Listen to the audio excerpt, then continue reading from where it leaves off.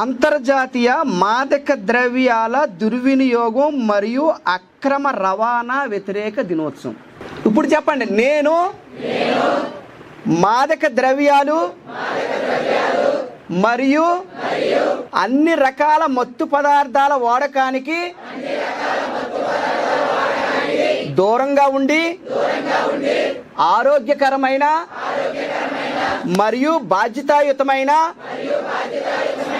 జీవితం గడిపేందుకు ప్రతిజ్ఞ చేస్తున్నాను. నా స్నేహితులలో అవగాహన పెంచుతూ మాదక ద్రవ్యాల అక్రమ రవాణా మరియు అలవాట్లకు వ్యతిరేకంగా నా సమాజాన్ని ఉంచుతానని మనస్ఫూర్తిగా ప్రతిజ్ఞ చేస్తున్నాను.